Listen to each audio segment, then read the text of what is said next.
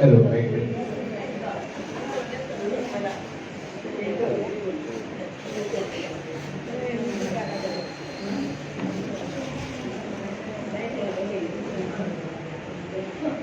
सर्व रसिक प्रेक्षकांचे मनपूर्वक स्वागत करून आजच्या या कार्यक्रमाला आम्ही सुरुवात करत आहोत. लख लख चंदेरी तेजाची न्यारी दुनिया झळाळती कोटी ज्योती हा लख लख चंदेरी तेजाची न्यारी दुनिया झळाळती कोटी ज्योती हा लख लख चंदेरी लख लख चंदेरी लख लख चंदेरी.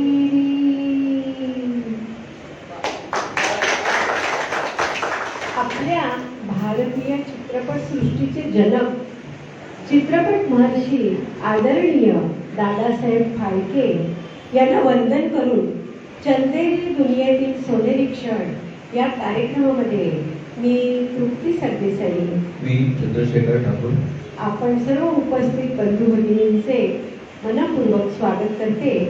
आणि हा चित्रपट विषयक कार्यक्रम असल्यामुळे दादासाहेब फाळके यांचे स्मरण करणं अगदी स्वाभाविकच आहे. बघा, हिंदी भाषेमध्ये एक म्हण आहे, सौ सोनार की और एक लोहार की. दीवार या चित्रपटामध्ये अमिताभ बच्चन शशी कपूर यांना काय सांगतात बरं? मेरे पास गाड़ी है, बंगला है, बैंक बैलेंस है, तुम्हारे पास क्या है? त्यावर शशी कपूर सांगतात, मेरे पास तुम्हारा है. तर हे सौंदर्य स्थळ आहे लेखनातलं आणि तो संवाद सादर करणाऱ्या अभिनेत्यांमध्ये.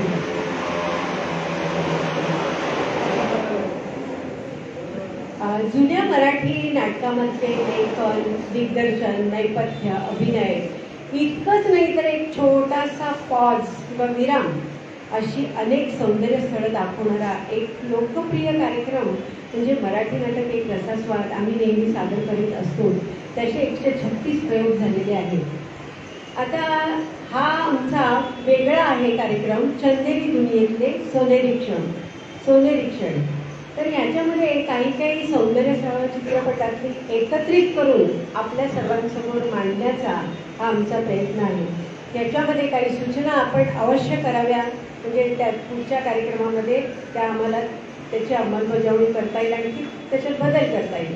आपण सर्व प्रगल्भ प्रेक्षक आहात. कार्यक्रम आवडला की आपण आम्हाला अभिप्राय द्यालच आणि काही सूचना असल्या तर त्याही सांगाल.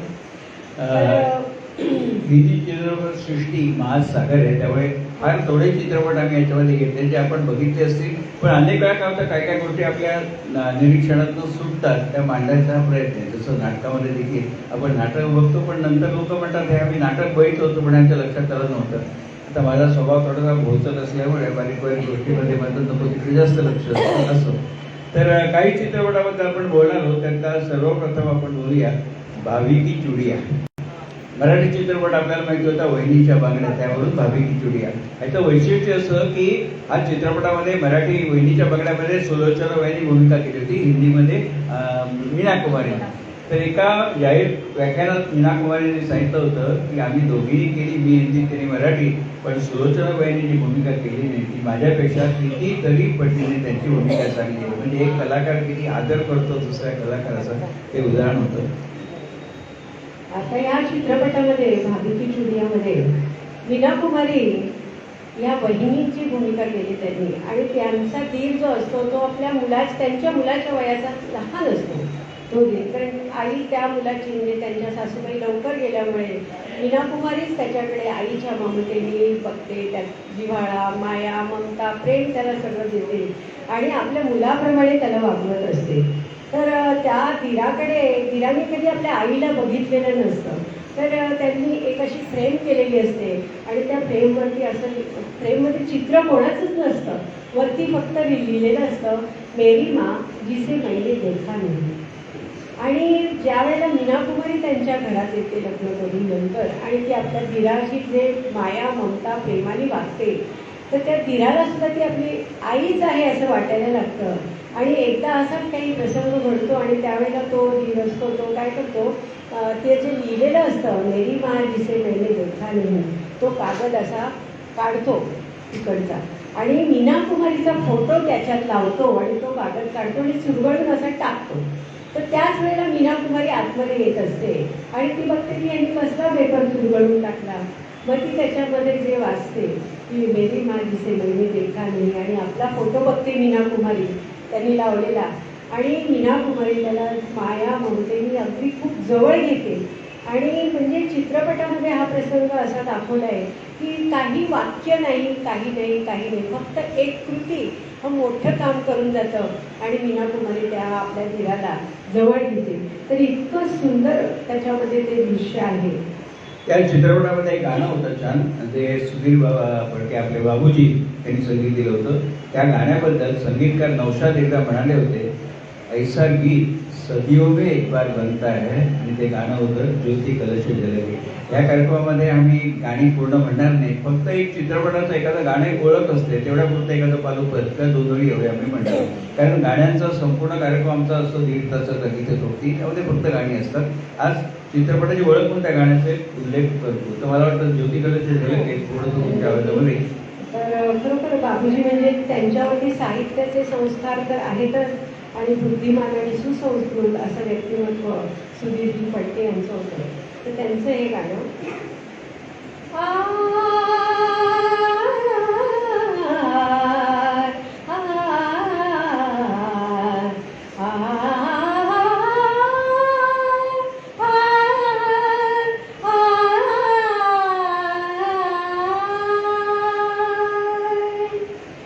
ज्योति कलश झलके, ज्योति कलश झलके, हुए गुलाबी लाल सुलगे, रंग दलवार के, ज्योति कलश झलके, ज्योति कलश झलके.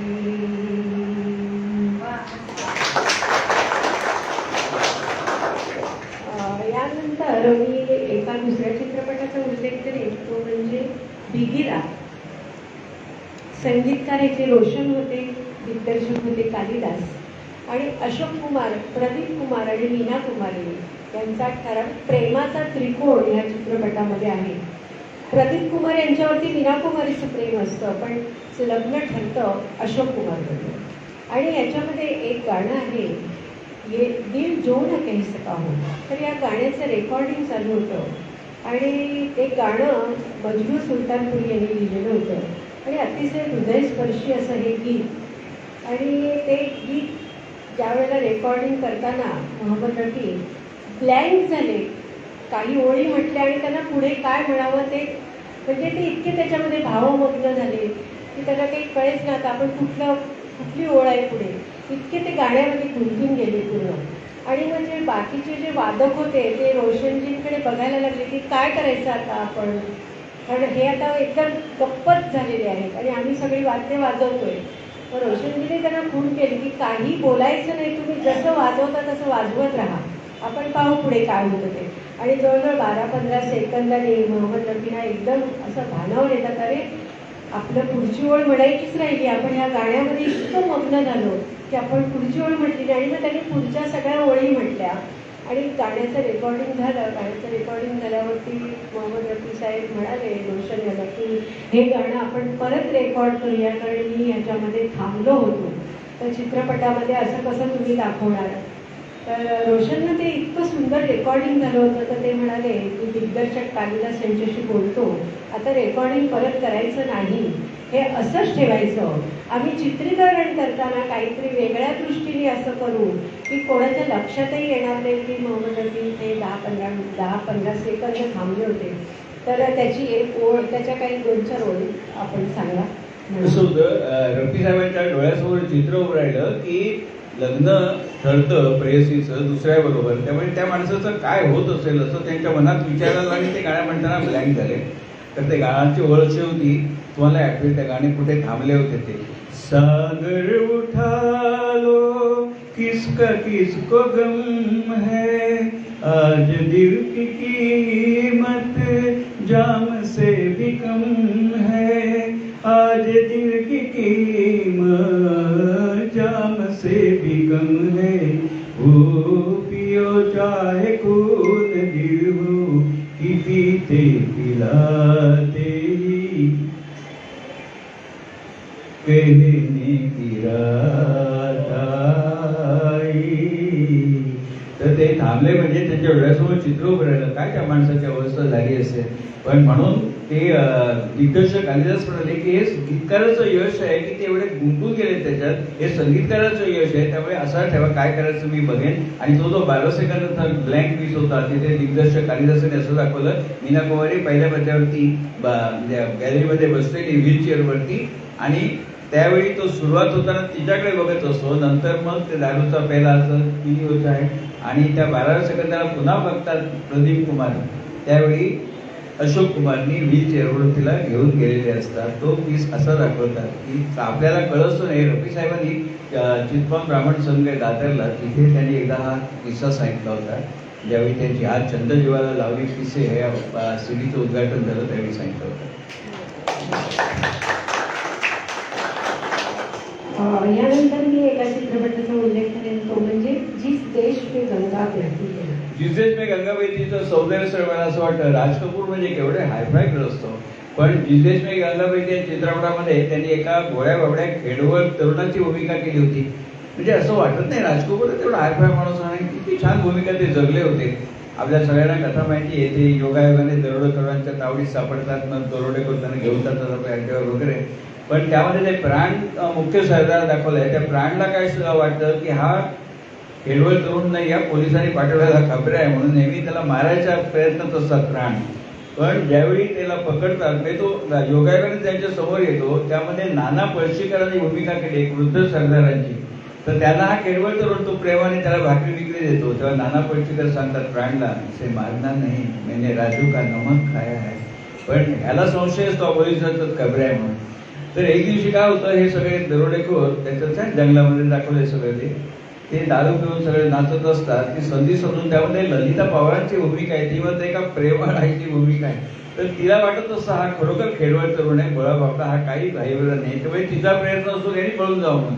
एक दिवशी सगळे दरोडेखोर दारू पिऊन जिंकलेले असताना ती संधी साधते आणि ह्याला सांगते राजूला तू पळून जा म्हणून. बरोबर पद्मिनी पण असते, तर ती पळून जायला सांगते आणि त्याप्रमाणे ते गाठोडं घेऊन राज कपूर निघतो आणि आपण प्रेक्षक म्हणून बरं वाटतं, सुटला बाबा याच्या तावडीचं म्हणून. तो साधारण एक 25 पावलं जातो राज कपूर आणि पद्मिनी, तो राज कपूर परत मागे येतो राजू. तर आपल्याला वाटतं का परत येतोय म्हणून, तर तो परत येतो आणि त्या ललिता पवारच्या पाया पडतो, माफी दीजिए बाकी तो भूल गया था, म्हणजे पाया पडायला विसरलो होतो, एवढ्यासाठी तो परत येतो. म्हणजे त्याची व्यक्तिरेखा दिसते की किती तो संस्कार आहेत त्याच्यावरती, की नमस्कार करायला विसरा म्हणून परत आला. पण आपल्याला पण वाटत असता का परत आलाय म्हणून, आणि आपली प्रेक्षक म्हणून वाटत बाबा सुटूच एकदा प्राणच्या तावडीतनं म्हणून. तो परत आल्यावरती एकदा मी तो सिनेमा बघायला मी माझ्या मामाबरोबर गेलो होतो. म्हणजे किती हे तल्लीन होतो आपण हे दिग्दर्शक आणि त्यांच्या अभिनयामध्ये. तो परत येऊन पाया पडतो तेव्हा माझा मामा म्हणा अरे छान आला लवकर, म्हणजे सगळे प्रेक्षक हसायला लागले. म्हणजे तन्मय आपण होतो, एकरूप होतो त्या दृश्याशी, ते खरं सौंदर्य होतं. आणि त्यामध्ये प्राण साहेबांनी इतकी आपण मराठीमध्ये म्हणतो ना क्रूर कर्मा, ती भूमिका प्राणची होती. क्रूर कर्मा त्यांची ते वेदक नजर, त्याचे केस, जॅकेट बंद करायचं. आणि प्राण साहेबांचं बघा प्रत्येक चित्रपटात एखादी लगब असतो, ह्यामध्ये लगब काय होती, बंद करायच्या जॅकेटामध्ये ते असं करत असत, म्हणजे कोणाचं काय असं करत असतं. त्यामुळे ते छान. एका चित्रपटामध्ये असे ते सिगरेटचं एक राख झाडत असत, काहीतरी वैशिष्ट्य असतं त्यांचं. तर असं तर क्रूर कर्मा. आणि गंमत म्हणजे त्याच्या गाण्याबद्दल मला वाटतं ताई सांगतील. आणि तो पाया पडायला येतो त्यावेळेला ललिता पवारांच्या चेहऱ्यावरचा जो अभिनय दाखवलाय त्यांचा, खरंच म्हणजे पूर्वीचे जे कलाकार होते ते सुद्धा तसेच महान होते. तर ह्या चित्रपटामध्ये 11 गाणी होती आणि ती 11च्या 11 गाणी खूप लोकप्रिय झाली. शैलेंद्र यांनी ती गाणी लिहिली होती आणि शंकर जयकिशन यांनी त्याला संगीत दिलं होतं. त्याच्यामध्ये एक गाणं असं होतं हो बसंती, मला वाटतं एक झलक म्हणून आपण त्याचं ओ बसंती पवन पागल ना जा रे ना जा रोको कोई ओ बसंती पवन पागल ना जा रे ना जा रोको कोई ओ बसंती. आणि हे अशासारखी सगळी गाणी खूप छान होती. आणि मुख्य म्हणजे या 11 गाण्यांना लता दीदीनं फक्त मानधन त्यावेळेला राज कपूर यांनी 11,000 रुपये दिलं होतं. अर्थात ते 60-66 वर्षापूर्वी 11,000ला खूप किंमत होती. आता 11,000ला काहीच किंमत नाही राहिली. म्हणजे एका गाण्याला सुद्धा आता तर किती लाखावारी घेतात. तर हे एक त्याचं एक सौंदर्य असतं. म्हणजे इतके कमी किमतीमध्ये आणि सगळीच गाणी खूप गाजली होती. 11,000 रुपये लता ऐकलं डाकू शरण येणं आपण म्हणतो ना, ही हो. संकल्पना त्यावेळी 60 वर्षापूर्वी राजकपूरांनी म्हटली होती. नंतर मग फुलनदेवी वगैरे सगळे दरोडेखोर शरण आले. हो. म्हणजे दूरदृष्टी मंडळाची त्यांची होती. आणि घराबद्दल डाकू झाले तरी घराबद्दल सगळ्यांनाच प्रेम असतो. म्हणून त्याच्यात एक गाणं आहे बघा, लाख लुभाए महल पराए फिर भी घर तो अपना घर है अब लौट राज कपूर यांचे प्रयोगशील चित्रपट बरेच आले. मेरा नाम जोकर आपल्याला सगळ्यांना आठवत असेल 1971 मधला. आणि 1964 मध्ये संगम. 4 तासाचे हे चित्रपट होते आणि याला 2 मध्यंतर होते. कारण एवढा वेळ 4 तास म्हणजे 2 तासानंतर परत पुन्हा बसायचं इतका वेळचं, म्हणून 2 मध्यंतरे ह्याला ठेवली होती. ह्यानंतर मी उल्लेख केला उपकार ह्या चित्रपटाचा. उपकारमध्ये महत्वाचं असं ना की मनोज कुमारांचा जो चित्रपट होता आणि त्यामध्ये प्राण खलनायक होते. कसं असतं, नट सहसा चाकोरी बाहेर जात नाही, कारण त्यांची जी इमेज असते त्याच्या बाहेर ते जात नाही. कारण जर ते नाही लोकांनी ऍक्सेप्ट केलं ना तर हे नाही ते नाही असं होतं. पण मनोज कुमारांनी खरोखर ती चमत्कार घडवला की वर्षानुवर्ष प्राण म्हणजे फक्त खलनायक होते, तर उपकारमध्ये प्राणला त्यांनी वेगळी भूमिका दिली, ती कुबड्या घेऊन वगैरे असं त्याची दया येईल असं. आणि गंमत म्हणजे प्राण साहेबांना एक चक्क गाणं दिलं होतं मनोज कुमारने. माझ्यासारखी अनेक मंडळी होती की उत्सुकता, जो प्राण खलनायक घोरकर मग तो गाणं कसं काय म्हणेल हे ऐकायसाठी आम्ही गेलो होतो. आणि खरोखर प्राण साहेबांनी ते गाणं एवढं छान केलं होतं. ते वेगळं रूप त्यांचं जे होतं चाकोरी बाहेरचं. आणि पहिल्यांदाच प्राण साहेबांनी ते चित्रपटामध्ये गाणं म्हटलं होतं आणि आपल्या मन्नाडे साहेबांनी आवाज दिला होता, कसमे वादे प्यार वफा सब बातें है बातों का क्या, कोई किसी का नहीं ये झूठे वादे है वादों का क्या, कसमे वादे प्यार. अरे चाकोरी बाहेरची भूमिका त्याबद्दल एक छान सांगतील आठवण.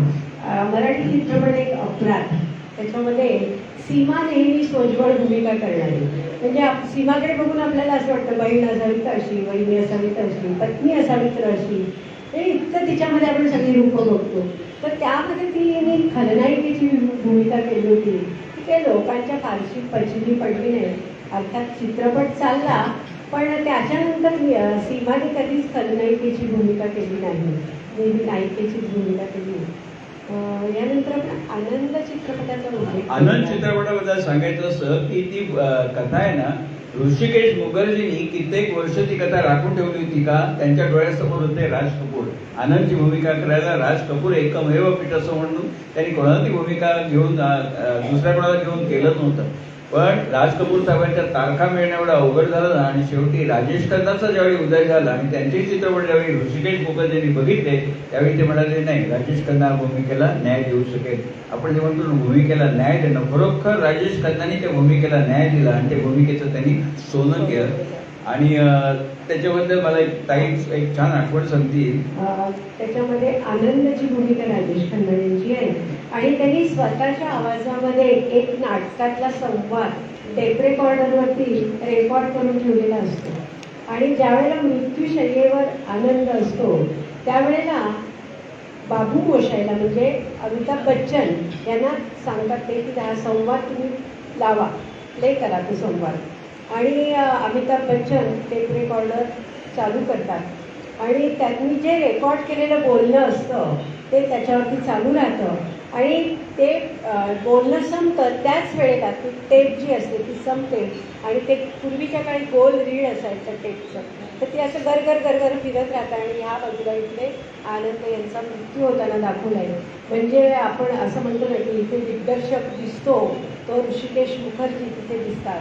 ती रीळ संपतं म्हणजे रीळ तुटतं ते आणि एका बाजूला जातं आणि इकडे राजेश खन्ना आनंद त्यांचा म्हणजे तिथे त्यावेळेला मृत्यू होतो. तो संवाद राजेश खन्नांनी टेप करून ठेवलेला असतो केवळ अमिताभसाठी, कारण त्याला माहिती आहे आता आपण जास्त दिवस जळणार नाही, आपली आठवण म्हणून त्यांनी तो टेप केलेला असतो. तो संवाद असा असतो, बाबू मुशाहिद, जिंदगी और मौत ऊपर वाले के हाथ में है, जहां बना उसे ना आप बदल सकते हैं ना मैं, हम सब रंगमंच की कठपुतलियां हैं, इनकी डोर ऊपर वाले के उंगलियों में बंदी है, कौन कब कैसे उठेगा ये कोई नहीं जानता है.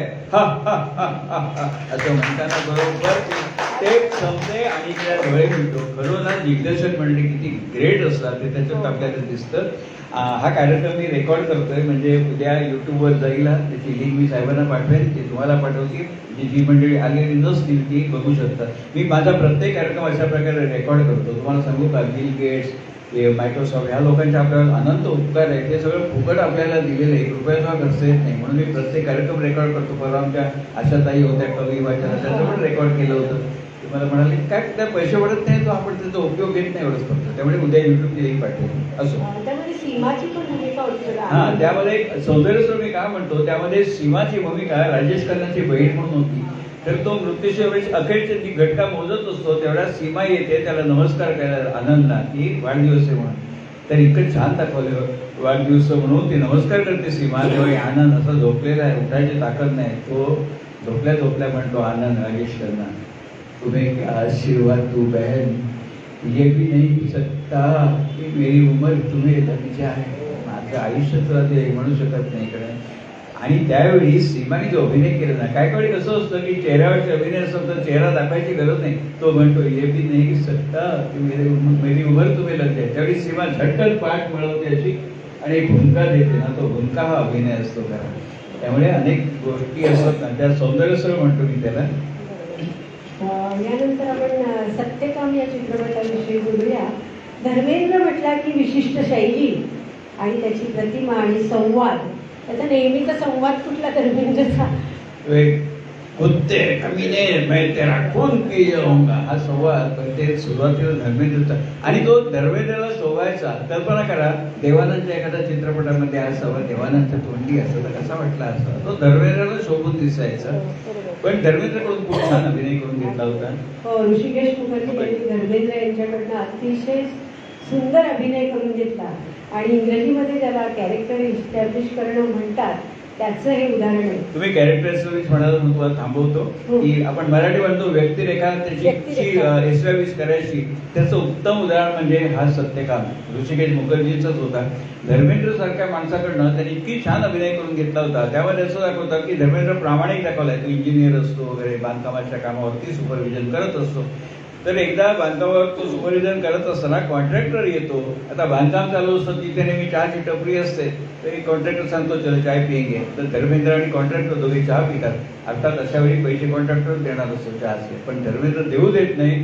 धर्मेंद्र इतक्या स्टाईलमध्ये ना पॅन्टच्या मागच्या खिशात 8 आणे काढून चहावाल्याला देतात आणि कॉन्ट्रॅक्टर सांगतात मी ड्युटी पर हूं.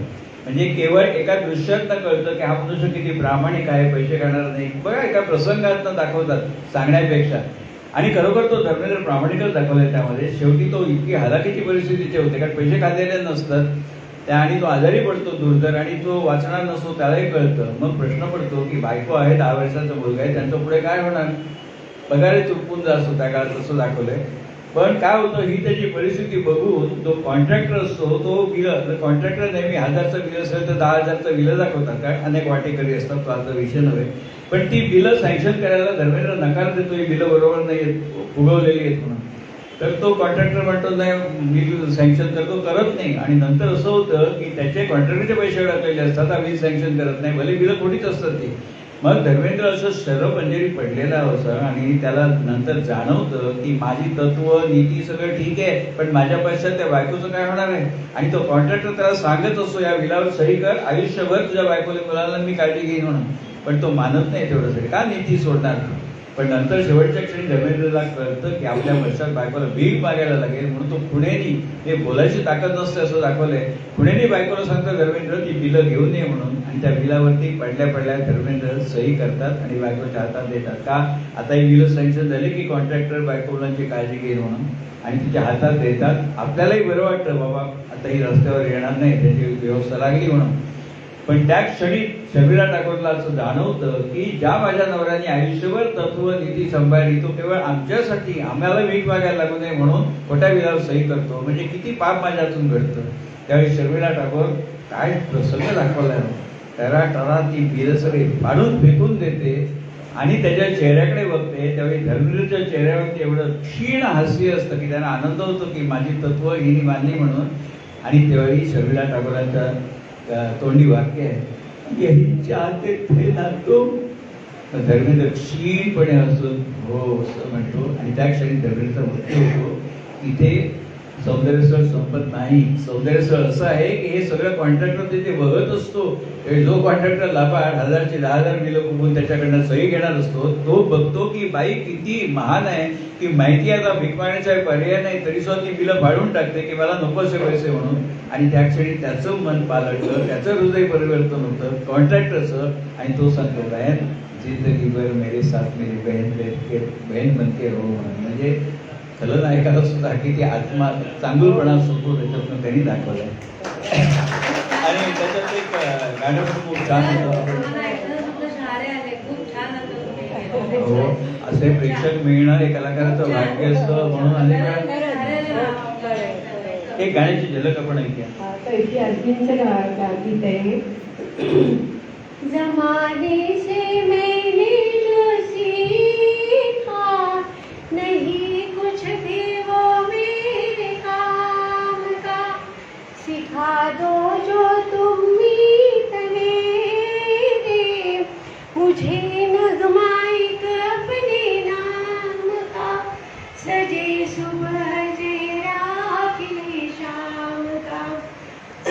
अभी क्या सुनोगे, सुना तो हंसोगे कि ये गीत अधूरा, तराना अधूरा, कि ये गीत अधूरा, तराना अधूरा.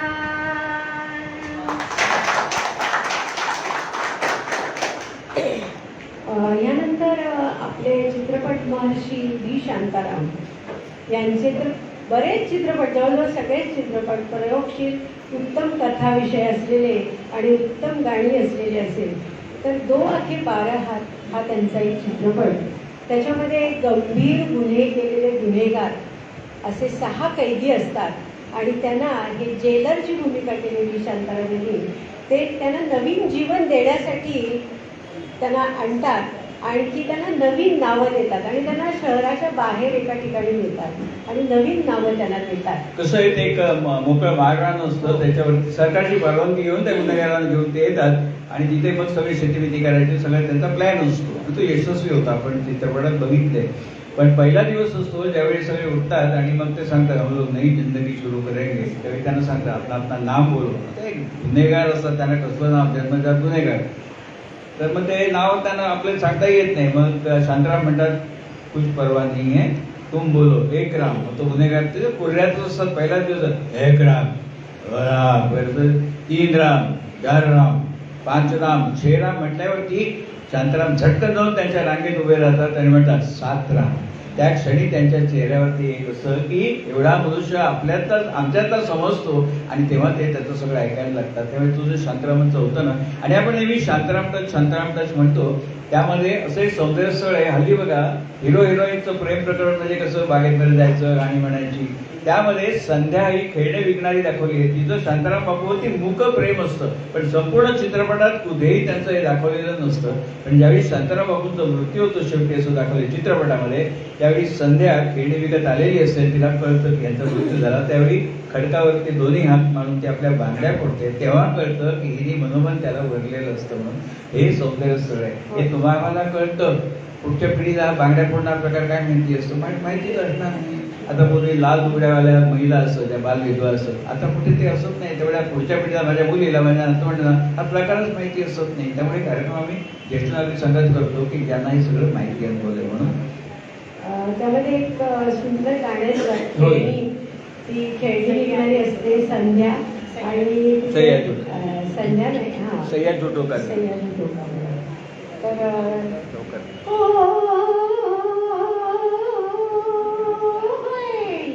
सैया झूठों का बड़ा सरताज निकला, सैया झूठों का बड़ा सरताज निकला, मुझे छोड़ चला दिल तोड़ चला, मुख मोड़ चला बड़ा धोखेबाज निकला, सैया झूठों का बड़ा सरताज निकला.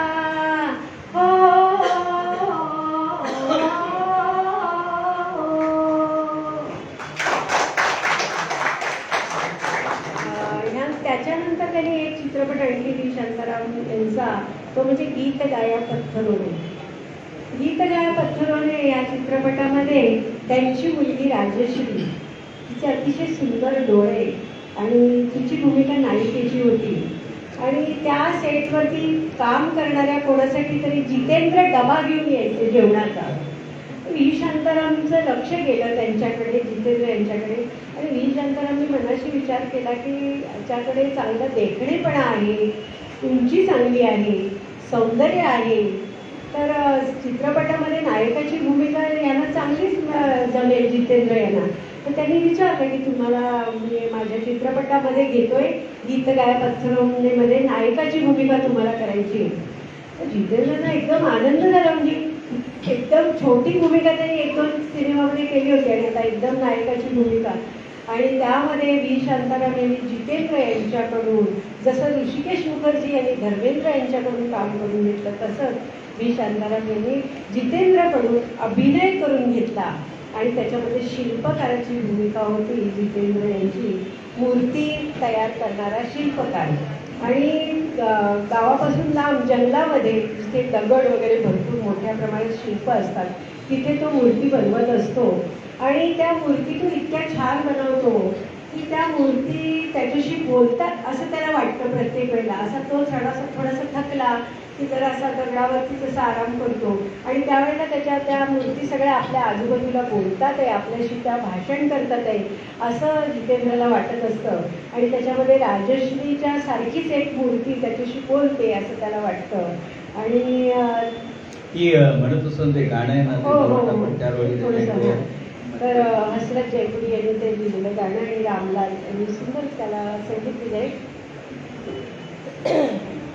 मद भरी चंचल ये शाम देती है तुझको पैगाम, पत्थर पे कर शायरी तुझको हमारा सलाम, पत्थर पे कर शायरी तुझको हमारा सलाम, तू है जहाँ हम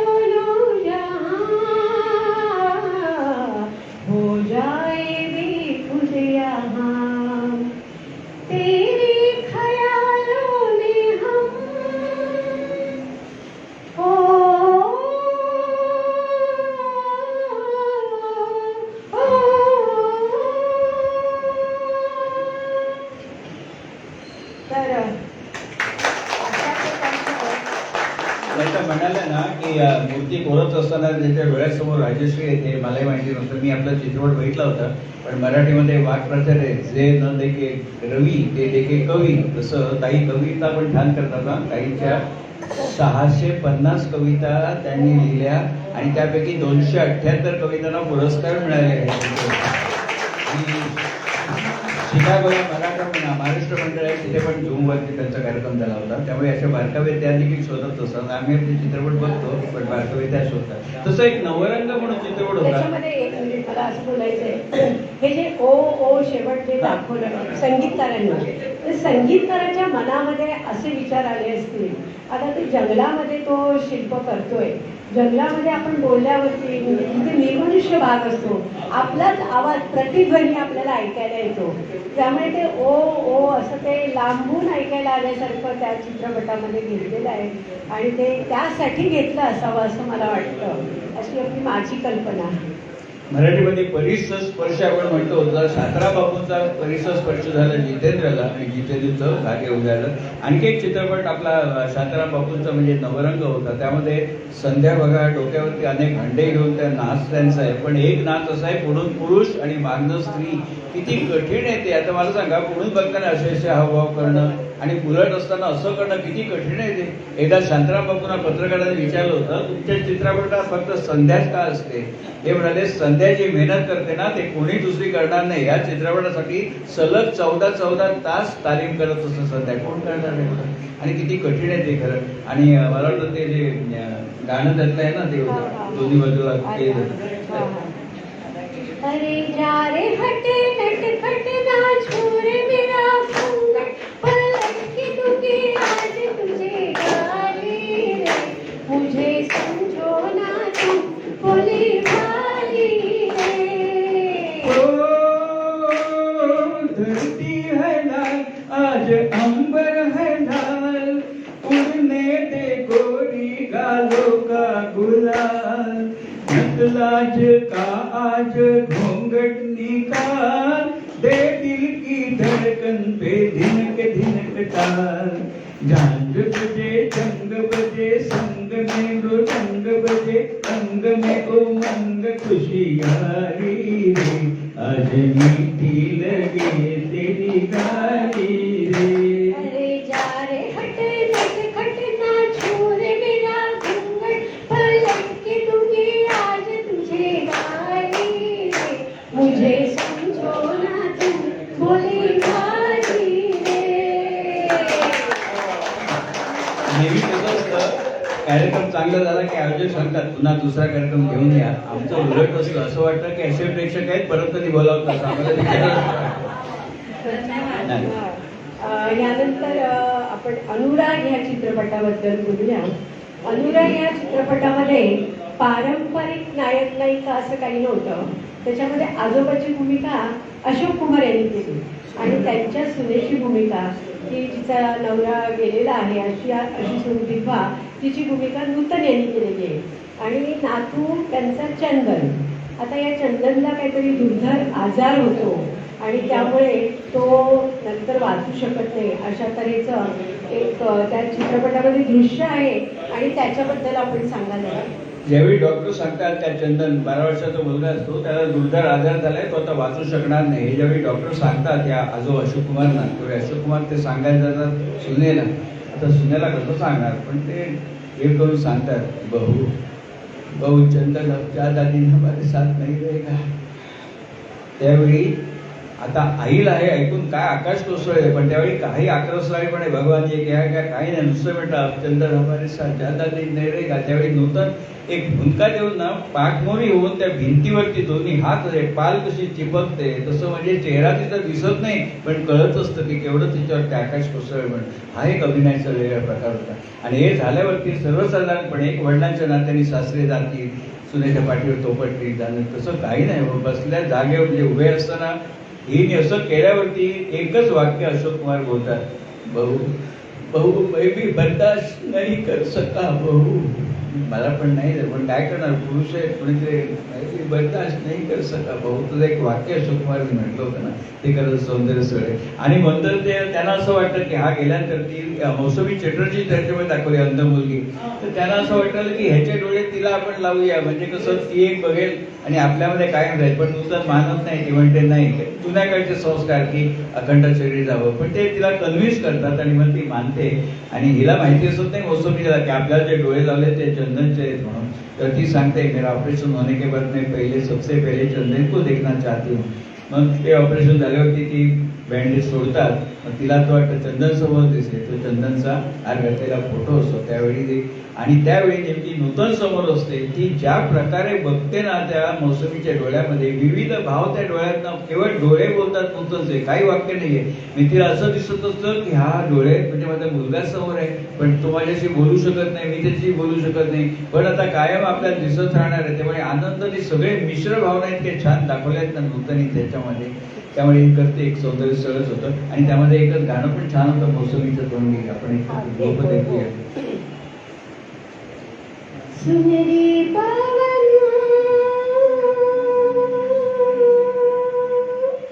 सुनरी पवन पवन पुरवैया, मैं हूँ अकेली अलविली तू सहेली, मेरी बन जा साथिया, तू बन जा साथिया.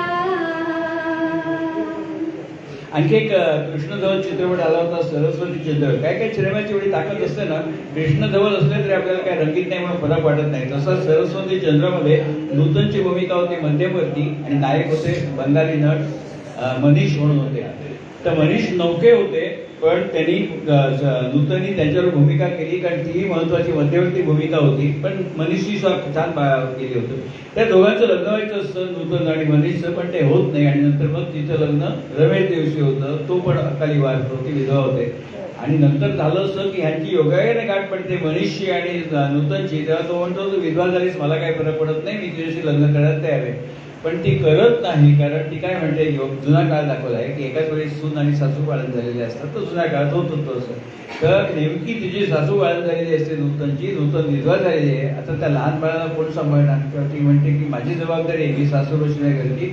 म्हणजे ती त्याला सांगते मनीषला की नाही लग्न करू शकत, मला तर इथे राहून याचा सांभाळ करायला पाहिजे. म्हणजे त्यागाची जी परिसीमा असते ना ती त्याच्यात दाखवली आहे. आणि ती सांगते नूतन मनीषला की तू माझ्या बहिणीशी लग्न कर, तिला सेवेची आवड आहे, तुला आवड आहे, दोघं मिळून समाजसेवा करा. तो म्हणतो नाही, माझ्या मनात फक्त तूच आहे, तुझ्याशिवाय मी तुझ्या बहिणीशी वगैरे नाही करणार. शेवटी ती काकुलतेला नूतन त्याला सांगत असते सरस्वती चंद्रला तू कर कर म्हणून. अगदी काकुलतेला ती त्याला विनवते, चंद्र मैं विनती करती हूँ, मैं समझ नहीं सकता, मैं आज्ञा देती हूँ, मैं मान नहीं सकता, मैं भीख मांगती हूँ, मैं दे नहीं सकता. तिला वाटतं भीक मागते म्हटल्यावरती तरी तो म्हणे, तो पण थबकतो. म्हणजे कसं बघा निदर्शक कौशल्य, मैं विनती करती हो समझ नहीं सकता, काय ते तू मान नाही सकता. म्हणजे भीक मागते म्हटल्यावरती तो थबकतो थोडा वेळ, मैं दे नहीं सकता. आणि तो घरात चालायला लागतो पर्वतराजीमधून. ही पाठोपाठ गाणं म्हणत जाते. मग गाणं संपल्यावरती अपेक्षेप्रमाणे तो पुन्हा येतो. ती गोष्ट वेगळी, तर ते गाण्याची झलक वेगळी. तन से तन का मिलन हो न पाया तो क्या, मन से मन का मिलन कोई कम तो नहीं, मन से मन का मिलन कोई कम तो नहीं, खुशबू आती रहे दूर से ही सही, सामने हो चमन कोई कम तो नहीं, सामने हो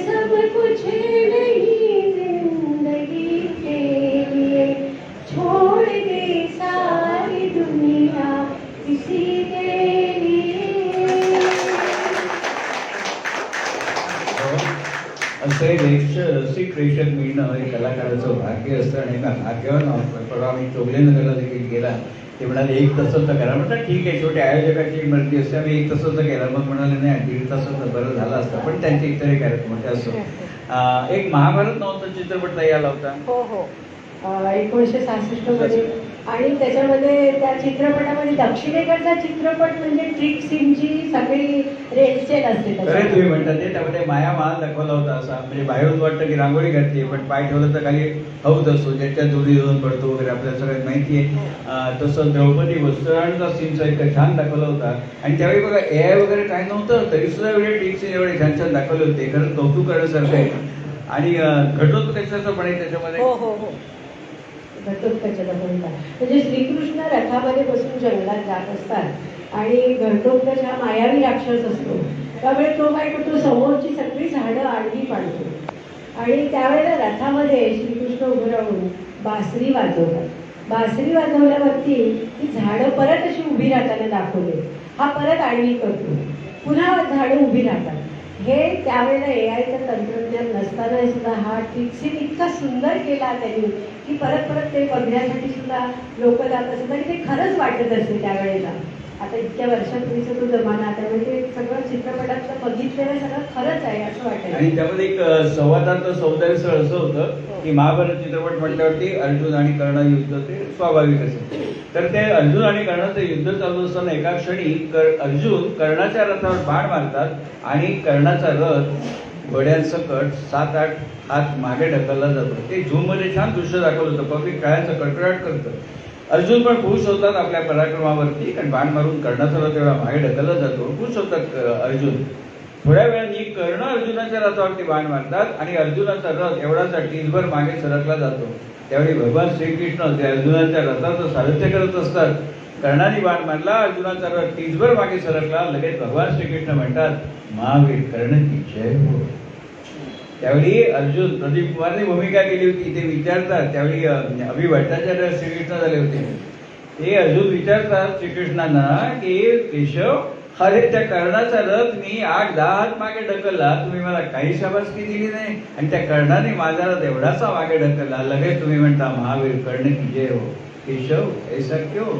प्रदीप कुमारचा सवाल, केशव ऐसा क्यों?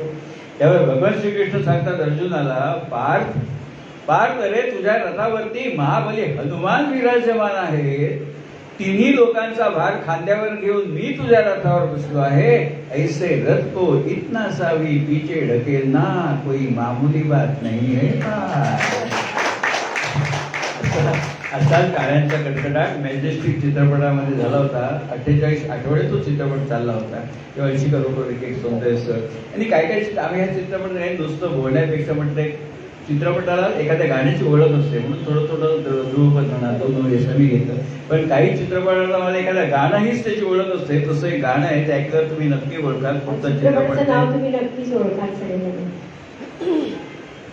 दूर ही रहते हैं उनसे किनारे जिनको न कोई माझी पार उतारे. साथ है माझी तो किनारा भी करीब है. दुनिया में ऐसा कहाँ सबका नसीब है. कोई कोई अपने पिया के करीब है. दुनिया में ऐसा कहाँ सबका नसीब है. चित्रपट ओळखता आला का कोणाला? कदाचित नाव विसरायला देवर नावाचं धर्मेंद्र, चित्रपट. शर्मिला टागोर, देवेन वर्मा आणि शशिकला चौकडी होती ती. मागच्या आपण एका कार्यक्रमामध्ये मी ते सुरुवात केल्याबरोबर देवर. देवर ओरडायला लागले. म्हणजे त्याला माहिती होतं. कसं होतं, त्यामध्ये धर्मेंद्र आणि शर्मिला टागोर लहान मुलं दाखवली, त्यांची दोस्ती असते. नंतर मग त्यांच्या दोघांच्या वडिलांची बदली होते. ते कुठे जातात पत्ता असत नाही. खूप वर्षांतर त्यांना भेट होते. ती कशी भेट होते की योगायोगाने धर्मेंद्र आणि शर्मिला टागोर एकाच घरात, तिची वहिनी झालेली असते. त्यांनाही माहिती असून नाही दोघांना, ते एकदा काहीतरी कारणामुळे शर्मिला ठाकूरची तब्येत बरी नसते, ती बेशुद्ध पडते घरातल्या घरात. त्यावेळी धर्मेंद्र बघतो आणि त्यांनी शाळेत असताना दोघांनी एकमेकांची नावं हातावर गोंधलेली असतात. शर्मिला ठाकूरचं आणि शर्मिला ठाकूरच्या हातात धर्मेंद्रचं. तर ती घरात चक्कर येऊन शर्मिला ठाकूर पडते म्हणते ती एमकी अशी पडते, तो हातावर नाव बघतो, तेव्हा धर्मेंद्रला कळतं की ही आपली ती बालमैत्रीण आहे म्हणून. त्यावेळी त्याच्या चेहऱ्यावरती धर्मेंद्रचे असे भाव असतात ना की काय करायचं, की जी आपली मैत्रीण पुढे तरी स्वप्न बघितलेली असतात आणि आता ती वहिनी म्हणून घरात आली, तेव्हा धर्मेंद्रच्या तोंडी एकच वाक्य दिग्दर्शकाने टाकले. धर्मेंद्र म्हणतात, तुझे शक्ती दो भगवान, हे सगळं फेस करायला मला शक्ती द्या. आणि त्या क्षणी मध्यंतर होतं. अनेक लोक मध्यंतरामध्ये चित्रपट सोडून जातात, पण इथे उत्सुकता जागृत होते, पुढे काय होईल, कसं काय तोंड देतील. त्यामुळे तो दिग्दर्शकाचं कौशल्य होतं योग्य वेळी मध्यंतर करायचं. तो चित्रपट सगळ्यांना आवडलेला, गाणी आणि चालला होता. तसं साधू शेतात चित्रपट, साधू शेतात. त्याच्या मेहमूद तो चित्रपटाची निर्मिती केली होती आणि तोच मुख्य होता. तर त्यांनी निर्मात्याला पूर्वी सगळी सांगायची की मेहमूदला आपल्या चित्रपटामध्ये अगदी 10-15 मिनिटासाठी तरी घ्या, कारण मेहमूद चित्रपटामध्ये असेल तर तो चित्रपट चालायचा असं पूर्वीच्या सगळ्या हिरोना वाटायचं. आणि मग हिरो मंडळी मेहमूदला घ्यायला सांगायची. तर याच्यामध्ये साधू और शैतानमध्ये टॅक्सी ड्रायव्हर हा तो नायक, त्याने टॅक्सी ड्रायव्हरची भूमिका केली मेहमूदनी. आणि त्यांनी भरपूर सगळे नामवंत कलाकार, म्हणजे जिथे जिथे त्यांनी काम केलं ते सगळे हिरो मंडळी त्या चित्रपटामध्ये पाहुणे कलाकार म्हणून त्यांनी आणले त्या चित्रपटामध्ये. तुम्ही म्हणता ते खरं आहे. त्यामध्ये पाहुणे कलाकार अशोक कुमार होते, दिलीप कुमार होते, मुमताज होत्या, सुनील दत्त होते, किशोर कुमार होते. सगळ्यांना म्हणजे एवढं त्यांची रिलेशन्स होती ना, त्यांच्या शब्दाकरता 2-2 मिनिटाचे रोल त्यांनी केले होते. आणि रफी साहेबांनी प्लेबॅक दिला होता त्या मेहमूदला, आणि मेहमूदनी दाखवून दिलं की मी अखंड चित्रपट पेलवू शकतो. हे साधू शेतात उदाहरण होतं. आणि रफी साहेबांचं वैशिष्ट्य म्हणजे रफी साहेबांची गाणी बघा आपण ऐकतो ना, त्यावेळी कळतं की हे गाणं शम्मी कपूरसाठी म्हटलेलं असणार म्हणून. तसं ते मेहमूदसाठी कसं गाणं म्हणणार, मेहमूदला टॅक्सी ड्रायव्हर दाखवलाय, त्यावेळी खरोखर म्हणजे कौशल्य रफी साहेबांचं. एक टॅक्सी ड्रायव्हर कसं म्हणेल तसे शब्द त्या मेहमूद साहेबांनी म्हटले होते गाणं म्हणताना. त्याच्यात ते गाणे बघा, मेहबूबा मेहबूबा बना देव मीझे दूल्हा, जला देव मेरा चूल्हा, 4 मीनार छोड़ा बेच को टांगा घोड़ा, आया मैं दौड़ा दौड़ा कापलो राम थोड़ा. मेहबूबा मेहबूबा बना देव मीझे दूल्हा, जला देव मेरा चूल्हा. म्हणजे फरक आहे प्रवेश म्हणतात ना, तसं मेहमूदच्या काळ्या प्रवेश करून रफी साहेबांनी ते गाणं म्हटलं होतं असं. यानंतर एक सफर, मेरे हमसफर आणि सुहाना सफर असे 3 चित्रपट एकाच वेळेला, नाज, स्वस्तिक आणि इम्पिरियल, म्हणजे एकाच रस्त्यावरती असलेले, थोड्या थोड्या अंतरावरती. तर हे 3 चित्रपट एकाच वेळेला लागले होते. आणि खरोखरच जे भाग्य मोठ्या नटांना लाभलं नाही ते भाग्य जितेंद्र यांना लाभलं. त्यावेळेला जितेंद्र यांचे एकाच वेळेला मुंबईमध्ये 9 चित्रपट चालू होते एका वेळेला. राज कपूर, देवानंद. हो. हॅलो हॅलो, काहीतरी तिकडे बंद पडलं. हॅलो हॅलो, तुझं चालू आहे? हो चालेल.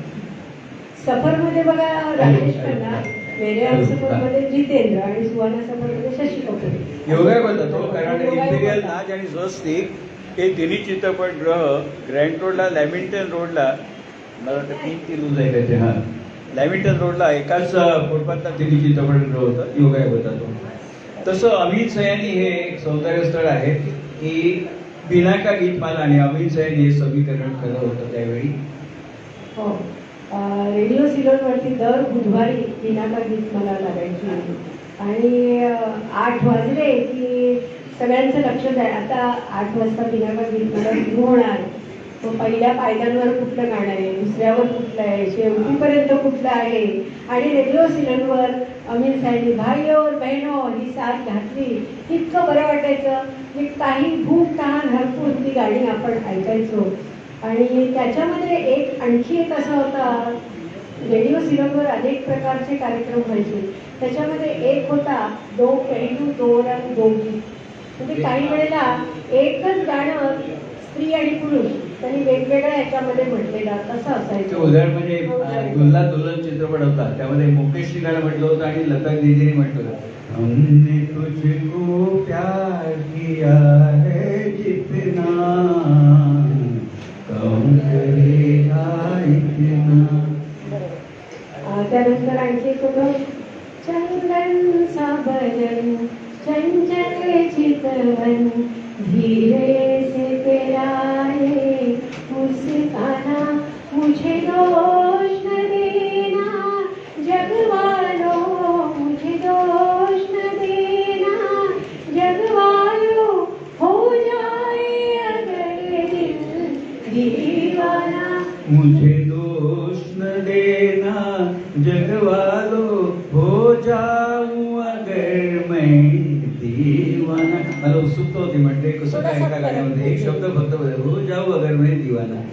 तसं हिमालय की कोलवे चित्रपट होता त्यामध्ये एकच गाणं म्हणजे लता दिदीनीच म्हटलंय ते फक्त एक आनंदी आहे आणि एक दुःखी आहे. एकच. एक तो जो मिला सारी दुनिया मिली खिला जो मेरा दिल सारी बगिया खिली खिला जो मेरा दिल सारी बगिया खिली. आता हे आनंदी होतं आणि दुःखी म्हणताना ते थोडंसं त्याला साल साल संत दिली. एक तू ना मिला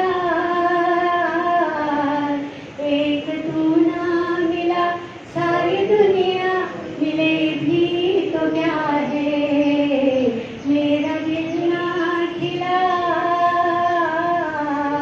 मेरा दिल ना खिला सारी बगिया खिले भी तो क्या है एक तू ना मिला.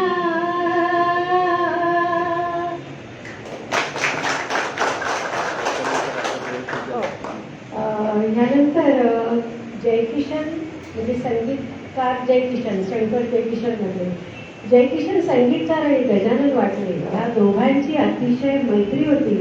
दोघांमध्ये मैत्रीपूर्ण संबंध अगदी सौहार्द. खरं म्हणता तुम्ही ते एकदा एक चाल जयकिशन सुचत नव्हती त्यावर गजानन वाटले त्यांचे मित्र म्हणाले अरे माझ्याकडे एक चाल तयार आहे तू त्या गाण्यासाठी वापरू शकतोस.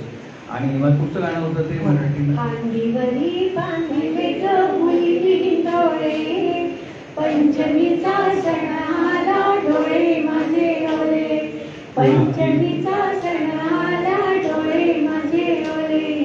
उडती हवा काली घटा सपने जगाए नन्नासा दिल मेरा मजर मजर जाए. आता त्याही पुढे गेले अजून जयकिशोर बघा. पंछी बनू उडती फिरू मस्त जगली आज मैं आजाद हूँ दुनिया की चमन में.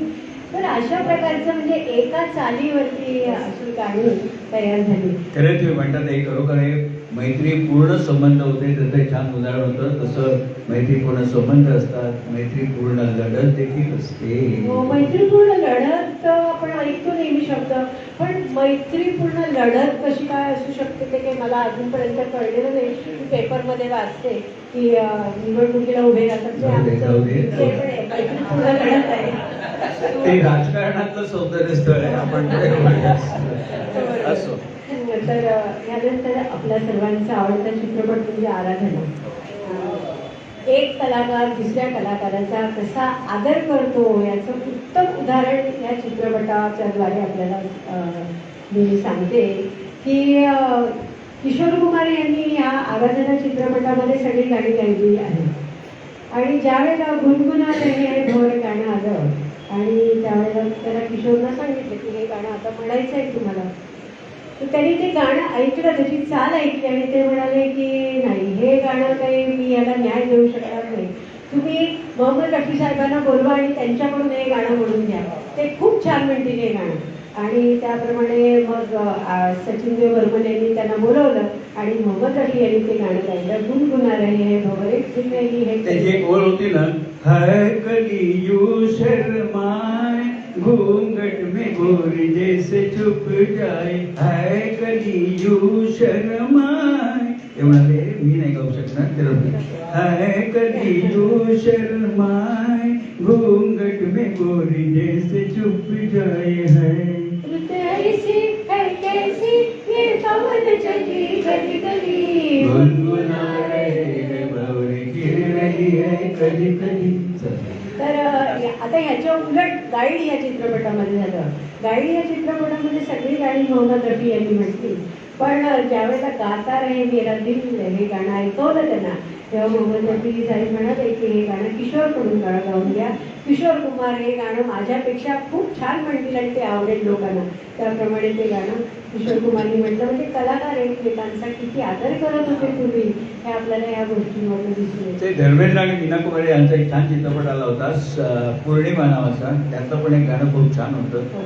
हम सफर में हम सफर, पंख तुम परवाज हम, जिंदगी का साज हो तुम, साज की आवाज हम. त्यांच्याकडनं बरोबर मी शिकलो. त्यांचे 110 प्रयोग झाले की त्या तृप्ती गाण्याचे, त्याच्यात मी निवेदन करतो. पण फुलासंगे माती असं लागे तसं बरोबर त्यांच्याकडनं शिकलो. त्यात प्रोफेसर म्हणलं गाणं होतं बघा, आवाज दे, आवाज दे के हमें तुम बुलाओ, मोहब्बत में इतना न हमको सताओ, मोहब्बत में इतना न हमको सताओ. त्यांनी एकदा ऐकलं मी केव्हा तरी सताओ म्हणत असे किंवा असं, ते म्हणाले असं नाही, त्याला शास्त्र आहे. हमको सताओ आधी आणि क्लोजला न हमको सताओ, अशा बारीक बारीक गोष्टी त्यांच्याकडे शिकला. आता इजाजत तेव्हा जच्या खाली टिंब असतो त्यावेळी ज म्हणायचं, त्यामुळे आणि बारीक लक्ष असतं मास्तरणीचं. कारण कसं आता बरोबर मी ओपी नयरचा कार्यक्रम केला, ते मला माहिती होतं, ते बघतच ना इजाजत, ते एक तर इजाजत नाही किंवा इजाजत नाही, इजाजत एवढं बारीक आहे. त्यामुळे तो जो डॉट असतो ना त्याला मी हायलाइट करून ठेवतो, नाही तर म्हणतो ताई राग होतील असो. तर मीना कुमारीच्या चित्रपटामध्ये ना अशी अनाथ दाखवली आहे. 10 वर्षाची मुलगी असते, नवऱ्याचं निधन होतं आणि ते अक्षरशः रस्त्यानं भीक जात असतात, भीक मागत. काय पर्याय नसतो, जुन्या काळात होतं, काय बायका नोकरी करत नव्हत्या. तर एक चांदाड चौकडी बसलेली असते जुगार खेळत. ती मीना कुमारीच्या बरोबर जी मुलगी असते ना, ती त्या माणसाकडे ते पत्ते पैसे लावून पत्ते खेळत असतात. ती मुलगी हात पुढे करते, तर तो जुगार खेळणारा तिच्या हात झिडकारून लावतो, काय कटकट आहे म्हणून. आणि तेवढ्याच त्याचं लक्ष दिलं त्या मुलीच्या बरोबर. त्याची आई पण एवढी सुस्कर मीना कुमारी, तर तो नाला एक 100ची नोट काढून देतो त्या मुलीला. पण त्यावेळी मीना कुमारी झटकन त्या मुलीचा हात मागे घेते, नको आपल्याला असे पैसे, कारण त्याची वासना बघून तो हे देत असतो. तर ती असहाय्यता आहे ना, ती नजरेत मीना कुमारीने त्या प्रसंगामध्ये दाखवली होती. तसाच एक दुसरा चित्रपट होता, स्त्रीची असहाय्यता दाखवणारा, तो म्हणजे मदर इंडिया. त्याच्यामध्ये अभिनेत्री नर्गिस यांनी काम केलं होतं. आणि नौशाद त्यावेळेला म्हणाले होते की सदैव आदराने नाव घेतलं असतं नर्गिस यांचं, जरी एकाच चित्रपटामध्ये भूमिका त्यांनी केली असते, मदर इंडियामध्ये. त्यामध्ये तो सावकार दाखवलाय की असहाय्य असते, घरात गरिबी असते, मुलांना खायला काय नाही, ती सावकाराकडे तांदूळ मागायला जाते, लाला चावल दे मुझे लाला, आणि तो वाईट नजरेने बघतो तो दे, पण तिला कळत नसतं, ते पण इलाज नसतो, मुलं घरी उपाशी असतात, म्हणजे चावल दे लाला, आणि मग तो देतो. आणि त्याचे हावभाव त्या कन्हैयालालनी भूमिका केली आहे. पण त्याला ज्यावेळेला कळतं की हा सुखासुखी तांदूळ देत नाही, त्याच्या मनात वाईट वासना आहे, त्यावेळी बाजूला लाकूड पडलेलं असतं, ती घेऊन ती अशी मारते त्याला. म्हणजे स्त्रीची 2 रूप, असहाय्य रूप आणि चंडिकेचं रूप, दोन्ही रूप नर्गिसने त्याच्यामध्ये दाखवली. यानंतर आपल्याला सर्वांच्या परिचयाचा चित्रपट म्हणजे VR चोप्रा यांचा. आणि बलराज साहनी आपल्या मित्रांबरोबर गप्पा मारत असतात आणि चहा पिता म्हणजे त्यांच्याकडे एक मित्र त्यांचा ज्योतिषी असतो, त्याला ते विचारतात की काय माझं पुढे भविष्य, आता मी सगळं घर आहे, बंगला आहे, सगळ्या सुखसोयी आहेत माझ्याकडे, आता काय पुढे भविष्य असणार. तो ज्योतिषी काही तसं सांगत नाही, तो म्हणतो की काय पुढे काय होईल ते आपल्या कोणीच सांगू शकत नाही, ते कधी ईश्वराची इच्छा असेल त्याप्रमाणे पुढे होतं. त्याच्यामध्ये एक गाणं खूप सुंदर ते गाणं आपल्याला रोज वाटतं की ते मेरी जो रगती तुझे मालूम नहीं, तू अभी तक हंसी और मैं जवान, तुझे कुर्बान मेरी जान मेरी जान. चिला सचदेव त्यावेळेला मध्यमवयीन होत्या वयाने, पण त्या इतक्या सुंदर गाजल्या हे गाणं म्हटल्याबरोबर बलराज साहनीने. म्हणजे एखादी स्त्री लाजते तेव्हा तिचं मोहक रूप पुरुषांना तर आवडतंच, पण स्त्रियांनाही आवडतं. इतकं म्हणजे इतक्या ते सडसडा सजते त्यावेळेला छान लाजल्या होत्या आणि स्त्रियांना ते खूप आवडत असेल. हे त्याचं वैशिष्ट्य या चित्रपटाचं आणि हे त्याचं सौंदर्य. तसं एक गाईड चित्रपट होता, त्यामध्ये ना वैदारेमान बैलगाडीतनं जात असताना मडकं फोडते ते ताईंनी त्याच्यात अर्थ त्यांनी सांगितलं, मला तो तेव्हाही कळला नव्हता. हां, कांटो से खींच के आंचल हे जे गीत आहे म्हणजे ट्रकमधून जात असताना बैलगाडीतून जात असताना देव आनंद आणि वैदारेमान आपलं घर सोडून चाललेले असतात, नवीन आयुष्याला सुरुवात करायची असते त्यांना. आणि जाताना बैलगाडीमधून अशा 3-4 बायका रस्त्यावरून चाललेले असतात डोक्यावरती मडकं घेऊन. वैदारेमान खाली उतरतात, त्यातलं एक मडकं घेतात आणि ते मडकं फोडतात. मडकं फोडणं म्हणजे हे प्रतीक असं दाखवलंय की मी माझं जुनं आयुष्य सगळं सोडलंय. जसं माणूस गेल्यावरती मडकं फोडण्याचा विधी असतो त्याप्रमाणे हे माझं जुनं आयुष्य संपलंय आणि मी आता नवीन आयुष्याला सुरुवात करणार आहे, त्याचं प्रतीक ते मडकं फोडणं असावं असं मला वाटतं त्यावेळेला तर तो चित्रपट बघताना. त्या चित्रपटामध्ये गाणी एवढी छान होती. फिल्मफेअरची 6 अवॉर्ड मिळाली गाईडला, पण दुर्दैव असं इतकी चांगली गाणी असून सुद्धा गाण्याचं अवॉर्ड काही गाईडला मिळालं नाही. आणि त्याच्यात ते गाणं काटोसं इतके ते म्हणायला खूप अवघड आहे. ताई त्या कार्यक्रमात म्हणतात, कारण नेहमी आधी म्युझिक असतं, मग ध्रुवपद असतं आणि मग कडवं असतं. ते कडव्याने सुरुवात होते. मला गाण्याचं वैशिष्ट्य असं आहे की ह्या गाण्याची कडव्याने सुरुवात होते आणि मुकडा नंतर येतो. तर ते असं आहे गाणं. ओ कांटों से खींच के ये आंचल, तोड़ के बंधन बांधे पायल, ओ कोई न रोको दिल की उड़ान को, दिल वो चला आज फिर जीने की तमन्ना है, आज फिर मरने का इरादा है, आज फिर जीने की तमन्ना है, आज फिर मरने का इरादा है. देवतारांचा आणखी एक चित्रपट आला होता हम दोनो म्हणून. तर त्यामध्ये जी दुहेरी भूमिका होती त्याबद्दल पण बरोबर. हम दोनोमध्ये देवानंद यांची दुहेरी भूमिका होती. आपण सर्वसाधारण चित्रपटामध्ये दुहेरी भूमिका म्हटली की एक त्याच्यामधला कोणतरी बावळट दाखवतात, एक हुशार, एक गरीब, एक श्रीमंत, म्हणजे एक सभ्य, एक वाईट मार्गी लागलेला, अशा दुहेरी भूमिका असतात. पण हम दोनोमध्ये मात्र तसं नव्हतं. त्याच्यामध्ये दोन्ही भूमिका आर्मीमधल्या माणसाच्या होत्या आणि त्या देवानंद यांनी केल्या होत्या. एक कॅप्टन आनंद, तो आपल्या प्रेयसीच्या वडिलांनी अपमान करतात त्याचा म्हणून तो आर्मीमध्ये जातो, आणि दुसरा पहिल्यापासूनच आर्मीमध्ये जाणारा असतो तो मेजर वर्मा. तर आर्मीत जाण्याच्या महत्त्वाकांक्षेने तो ठरवूनच जातो आणि पूर्ण फौजी आणि खाजगी आयुष्यामध्ये तो सुद्धा तो फौजी असल्यासारखाच वागतो. आणि ह्या दोघांमधला अभिनयातला फरक देवानंद यांनी अतिशय सुंदर दाखवला. एकामध्ये बेफिकीर असं दाखवलंय ते, म्हणून त्या गाण्यामध्ये सवय आहे, जिंदगी का साथ निभाता चला गया, हर फिक्र को दुए में उड़ा, हर फिक्र को दुए में उड़ाता चला गया.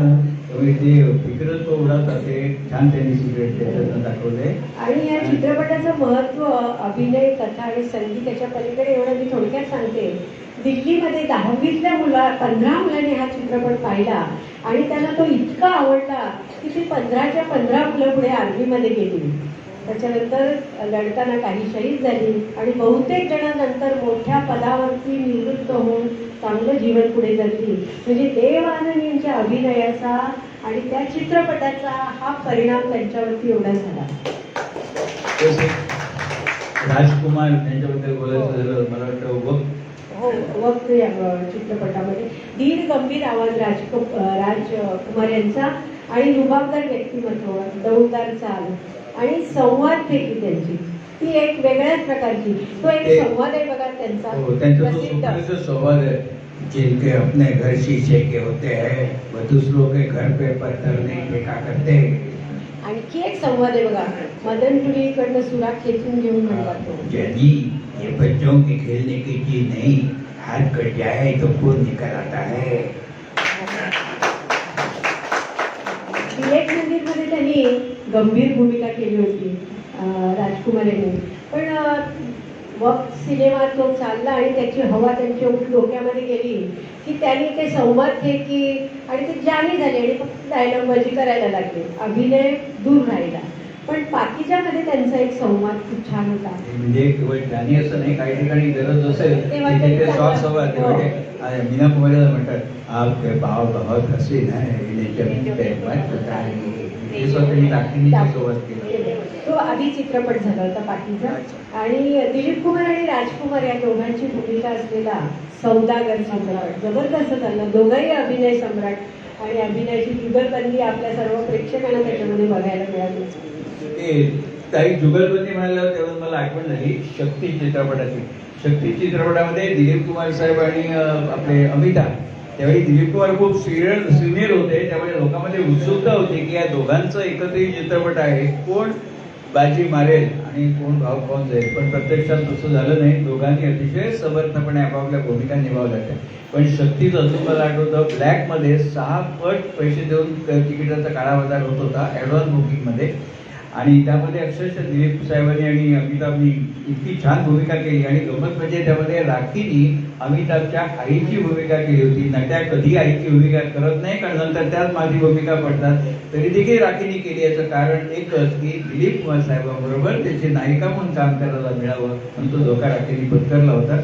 आणि त्यामध्ये इतकं छान दाखवलं दिलीप कुमार आणि राखी त्यांचा संसार चांगला चाललेला असतो, पण अमिताभ बाहेर स्मगलिंगमध्ये असल्यामुळे तेव्हा घरी राहू देत नाही त्याला, तो बाहेर राहत असतो.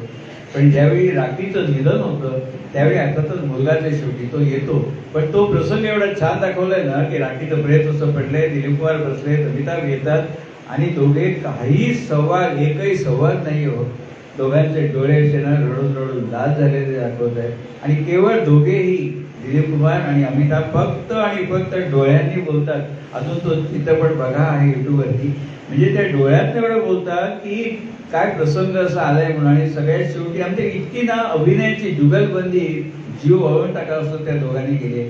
आणि मग शेवटी दिलीप कुमारच्या पाठीवर, वडिलांच्या पाठीवर अमिताभ थोपटतात आणि पुन्हा अशा नजरेने बघतात आणि तिथनं निघून जातात. की केवळ नजरेने केलेला अभिनय म्हणून दोघे ना खरोखर महान आहेत. कोण कमी आणि कोण जास्त जीवन त्या चित्रपटामध्ये झालेलं नव्हतं. यानंतर मी मुद्दाम एका मराठी चित्रपटाचा उल्लेख करणार आहे, तो म्हणजे श्यामची आई. मराठी चित्रपट सृष्टीतल्या म्हणजे सौंदर्यस्थळांवर वेगळा आम्ही करणार आहोत कार्यक्रम नंतर, पण आज श्यामची आई याचा उल्लेख का करावा असं वाटतो तर प्रादेशिक चित्रपटांना राष्ट्रपती पुरस्कार देण्याची योजना केंद्र सरकारने 1953 मध्ये सुरू केली. आणि हा पहिला पुरस्कार आचार्य अत्रे यांना श्यामची आई या चित्रपटाला मिळाला. त्याच्यामध्ये वर्णमालाबाईंनी भूमिका केली होती आणि अक्षरशः त्या भूमिका जगल्या होत्या. तर जुन्या पद्धतीमध्ये घालायचं तो केसांचा खोपा, मोठं कुंकू, लाल बुड्यामधल्या आजी, असं सगळं खेड्यातलं वातावरण त्या चित्रपटामध्ये आहे नाही का श्यामची आईमध्ये. चित्रपट बघताना ना असं वाटतं आपण खेड्यामध्ये एखाद्या घरात जाऊन बसलो, ती लाल दुबड्यावाली आजी असते, मांडीवरती 5-6 मुलं घरामध्ये, ह्या मांडीवर एकट्या मांडीवर, छान ते दृश्य सगळं दाखवलं होतं. आणि आचार्य अत्रे साहेबांनी करेचे पाणीमध्ये श्यामची आईबद्दल अतिशय तपशीलवार लिहिले. ते म्हणाले की श्यामची आई चित्रपट आम्ही निर्मिती जी केली ती पूर्णपणे कर्ज काढून केली. आणि शेवटी अशी वेळ आली की 10 मिनिटाचं शूटिंग बाकी होतं आणि सगळे पैसे संपले. नवीन कर्ज द्यायला कोणी तयार नाही, कारण तारण काय नाही काय. आणि जर नाही केलं 10 मिनिटाचं शूटिंग तर चित्रपट अर्ध्यावर राहणार, तो रिलीज होऊ शकणार नाही, घातलेले पैसे जातील आणि सगळे आम्ही रस्त्यावर येऊ. त्यावेळी सगळे चिंतेत होते की काय करायचं म्हणून. अतिशय छान त्यांनी करेचे पाणीमध्ये लिहिले. शेवटी म्हणे कोणीतरी सांगितलं की असा एक सावकार आहे कोर्टमध्ये, काळ्या घोड्याजवळ तो त्याचं ऑफिस आहे, तो इराणी आहे माणूस, तो तुम्हाला कर्ज देईल आणि तो बिन तारणाने कर्ज देतो म्हणून. तर त्याचा पत्ता काढत अत्रे साहेब त्यांच्या बरोबरची मंडळी गेली त्या इराणी सावकाराकडे आणि सांगितलं असं सवाल एवढं कर्ज पाहिजे म्हणून. तर तुम्हाला देतो म्हणून. तर व्याज किती? इराणी सावकारांनी सांगितलं व्याज 100%. 100% व्याज. पण म्हणाले इलाजच नव्हता, तारण काय नाही म्हणाले, 100% व्याज. ते म्हणाले इलाजच नव्हता, तर घेतलं नसतं तर सगळे घातलेले पैसे सगळे गेले. त्यामुळे म्हणाले गरज म्हणता लागत नाही म्हणून आम्ही ते घेतले हो म्हणतं त्याला.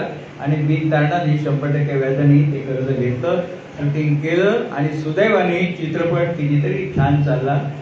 सगळे पैसे कर्ज फिट वसूल झालं आणि एकाची कर्ज फेडायला मी पैसे द्यायला गेलो आणि सगळ्यात शेवटी त्या इराणी सावकाराकडे आम्ही गेलो आणि त्याचे पैसे परत दिले आणि म्हणून त्याला सांगितलं, बाबा रे 100% व्याज इथे भेटलाच, वरती भेटू नको हा परत म्हणे. ते इराणी सावकार म्हणाला, मी सुद्धा तुम्हाला सांगतो तुम्ही पण भेटू नका म्हणजे माझ्याकडे कधी यायचं, अगदी गळ्यापर्यंत आलं ना सगळे मार्ग बंद झाले की माझ्याकडे यायचं, पण 100% व्याज मनुष्य कधी द्यायला तयार होईल, सगळे मार्ग बंद झाले म्हणून. तेव्हा रत्नेश साहेब म्हणाले, आम्ही त्याला पैसे दिले आणि एक लाईटली विचारलं की तुम्ही म्हणाले आम्हाला तारण काहीच आमच्याकडून घेतलं नाही, मग समजा आम्ही कर्ज फेडलं नसतं तर तुम्ही काय करणार होता, तारण तर काय नाही. तेव्हा तो म्हणाला, साहेबजी हम कर्जा देना भी जानते हैं और वसूल करना भी जानते हैं. तेव्हा त्यांनी सांगितलं की किती म्हणजे कठीण परिस्थितीतनं ते सगळे गेले होते आणि त्यामध्ये गाणी पण एवढी छान होती. याच्यासाठी आपल्या वसंत देसाईचं संगीत होतं, मला वाटतं भरजरी पण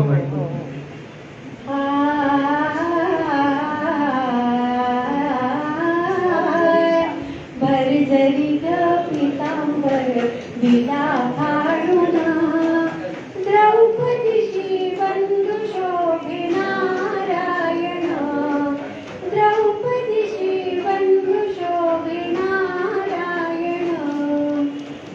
आणखी घनदाट राणी वाहे झुळू झुळू पाणी, पाखरे ही गोड गाती देवाजीची गाणी, देवाजीची गाणी. घनदाट राणी वाहे झुळू झुळू पाणी.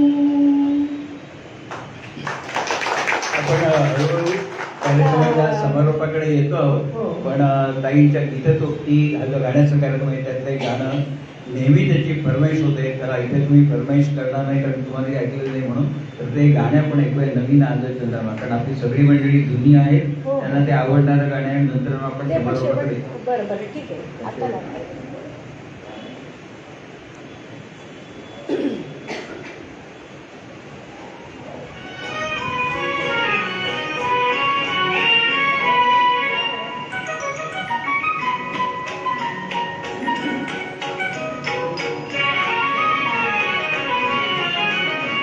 नवीन आज चंद्रमा, नवीन आज यामिनी, नवीन आज चंद्रमा, नवीन आज यामिनी.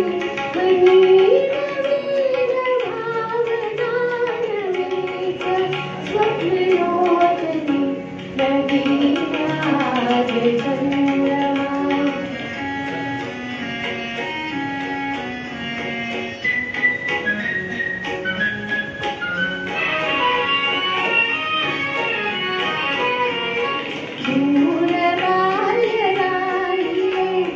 दूर राहिल्या सखी, बोलण्या कुणास वेळी सूर दाटली, अननभूत माधुरी आज गीत गायली, आज गीत गायली.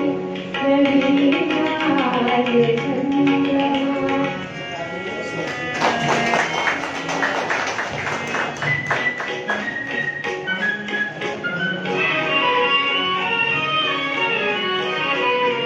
अनादि चंद्र अंबरी, अनादि धुंदयामिनी, यौवनात सोनवी मदीय प्रीत स्वामी.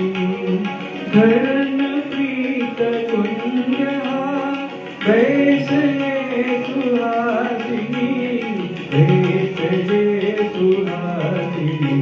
नवीन आज चंद्रमा.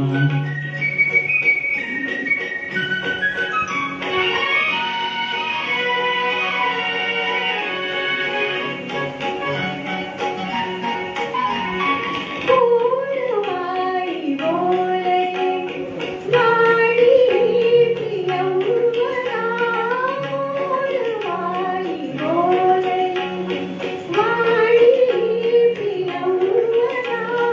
यावनात कल्पना कशास वेगळेपणा कशास वेगळेपणा जवळ विलासिनी नवीन आज चंद्रमा नवीन आज आलिनी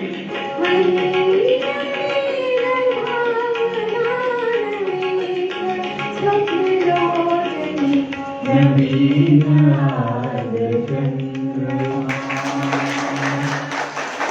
मला माहिती होतं हे गाणं सगळ्यांनाच आवडतं. जुन्या चित्रपटात आहे. आपण आता समारोपाकडे आलो. माझं वेगळ्याकडे लक्ष असतं.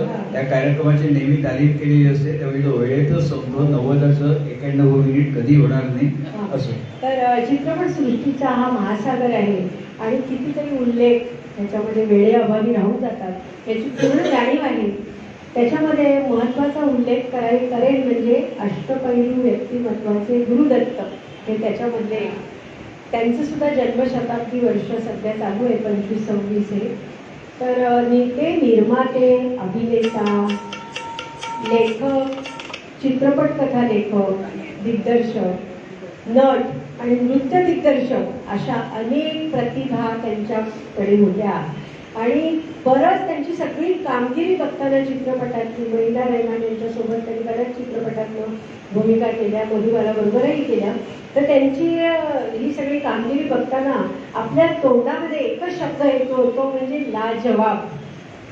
हाच शब्द आपल्या तोंडातून बाहेर येतो आणि गुरुदत्त आणि महिला रैमान यांचे चित्रपट बघताना आपल्याला असं म्हणावंसं वाटतं की चौदवी का चांद हो या आफताब हो जो भी हो तुम खुदा की कसम लाजवाब हो चौदवी का चांद हो.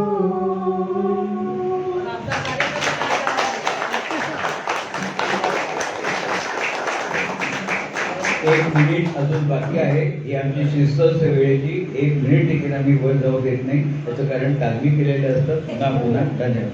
आणि खरोखरच आजचा हा सगळा प्रवास हा चित्रपटसृष्टीचा अतिशय सुंदर होता आणि आपण सर्वांनी इतकी छान दाद दिली त्याबद्दल तो अगदी संस्मरणीयही झाला आहे एवढं मला म्हणावंसं वाटतं. खूपच छान.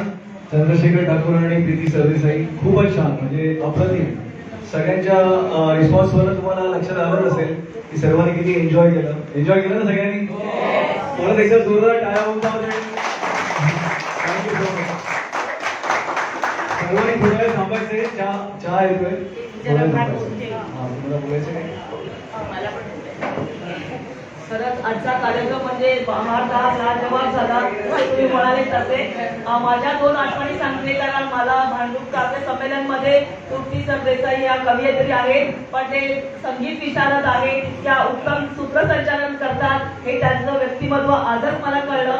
तर त्या कार्यक्रमामध्ये सुद्धा माझी त्यांच्याशी तेव्हा ओळख झाली व्हॉट्सअपद्वारे आणि आषाढ रंग कार्यक्रमात चंद्रशेखर भाऊंचं मनाचं मोठेपणा सांगते की त्यांनी सगळ्याच कवयित्रींचं व्हिडिओ रेकॉर्डिंग केलं आणि ते सुद्धा मला बाहेर येऊन त्यांनी सांगितलं की तुम्ही ते आशा मात्रे का मग मी तुमची कविता केली आहे रेकॉर्डिंग. तर पहिल्याच वेळी ओळख नसून सुद्धा त्यांनी इतकं मनाचा मोठेपणा केला त्यासाठी खरंच चंद्रशेखर भाऊ खूप खूप मनाचा धन्यवाद. आणि तृप्ती सरदेसाई आणि ते दोघंही फार हुन्नरी आहेत. तर त्यांच्याविषयी मी 2 ओळी सांगू इच्छिते की ज्याप्रमाणे ग्रीष्माने तापलेली पृथ्वी वर्षा ऋतूत होते थंड ज्याप्रमाणे ग्रीष्माने तापलेली पृथ्वी वर्षा ऋतूत होते थंड चंद्रशेखर भाऊ आणि तृप्तीताई तुमचा असा बहारदार कार्यक्रमांची मालिका अशा बहारदार कार्यक्रमांची मालिका नेहमीच राहो अखंड ही आमची शुभेच्छा.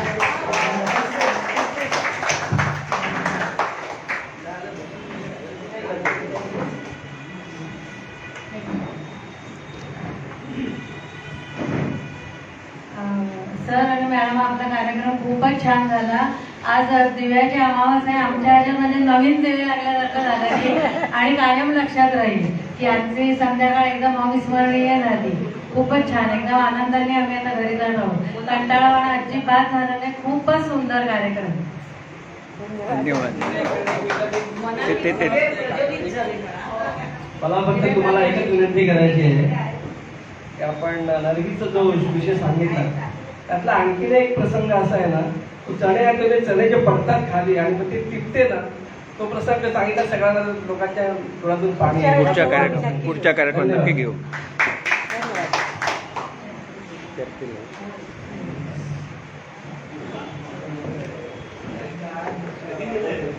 नमस्कार. चंदेरी दुनियेतील सोनेरी क्षण ज्येष्ठ नागरिक मित्रमंडळाच्या सभागृहात आज जमल्या आठवणी क्षणात अभिनय, संवाद, संगीताची लय, दिग्दर्शन, गायन, नैपथ्याचा थाट. चंद्रशेखर ठाकूर आणि तृप्ती सरदेसाई यांनी जागवले सोनेरी क्षण. अगदी जिस देश में गंगा बहती है पासून आनंदने दिला जगण्याचा अर्थ, वक्तने शिकवला काळाचा अर्थ. भिगी रात मधला विरहाचा सूर सगळं अगदी आलं डोळ्यासमोर.